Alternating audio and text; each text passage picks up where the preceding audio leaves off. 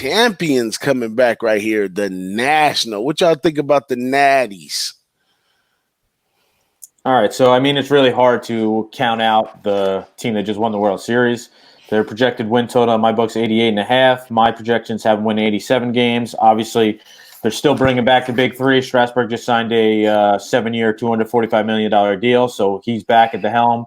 And then they got Scherzer again and Corbin, and then 4 and 5. Who knows what's going to happen? Probably Anibal Sanchez will slot him in for the year, and then Joe Ross or Eric Feedy. The bullpen. They added a couple arms. I think they just cut Hunter Strickland, so he's off the list. But they did add Ronis Elias, who is from the Mariners. They added Will Harris from Houston, and they obviously still have Sean Doolittle.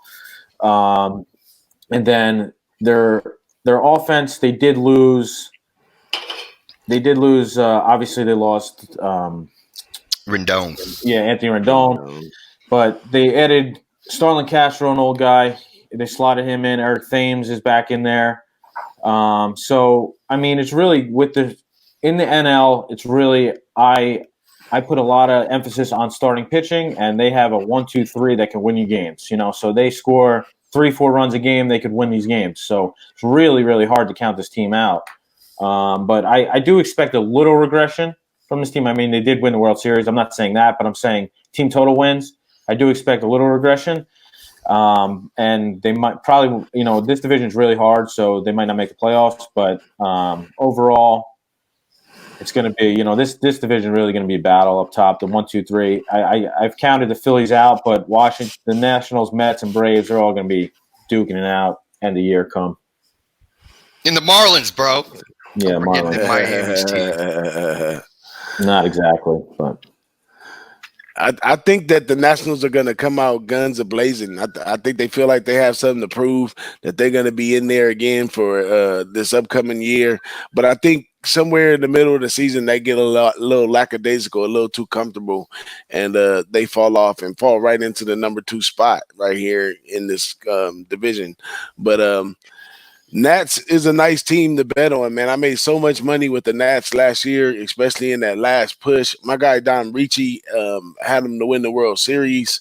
So much. It's funny, when you make so much money off of a team for the year, you can't help but bet on them when they're coming out. But I think jump on them at the beginning of the season, because they're going to be trying to prove that they're still intact. And they do have a lot of pieces still intact.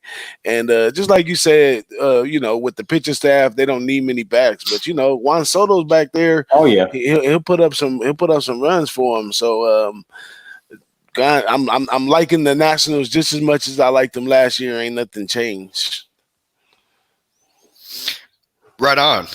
I agree. I think that Juan Soto does have to be that guy. Can he be that guy? It's him alone basically now with no more Rendon. Can he handle that pressure? I mean, he looked like the best, right? The best of the best. You look creme de la creme for the Nationals last year, and I think that there's enough depth as far as infielders go to replace Rendon, you know what I mean, with the older guys like Kendrick, Zimmerman, Cabrera, Defoe, those guys, whatever type of lineup they get going, they have enough offense to contend. I just think that there's going to be a giant drop-off in performances by both Strasburg and Scherzer.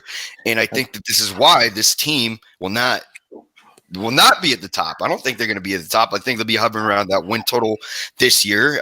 Dakota Hudson, thank God, coming in to save the bullpen, but they've still got problems. More the older guys, the older starters, you got to rely on that bullpen more. Will Harris, cool. Dakota Hudson, I mean, there's still some issues that need to be sorted out over there. And with the way that Scherzer was playing, remember, he was getting shots, cortisone shots. That degrades tendon, right? Just to pitch through games, like getting fucking kinks in his neck worked out because it can't even get on a plane or sit up straight. I mean, all this nonsense.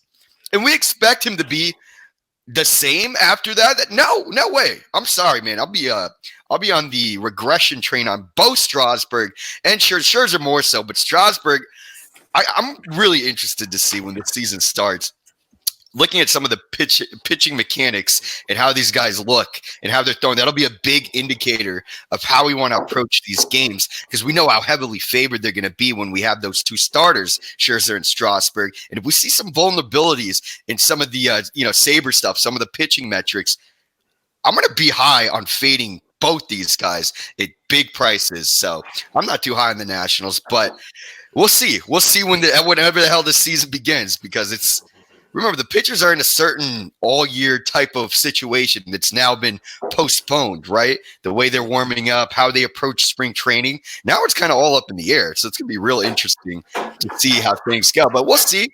We'll see what's up with these Nationals. They're not going to be too bad, but they're hovering around. Give me the Mets over these guys. Give me the Braves over these guys all day. Put them third. Yep, that's what I got.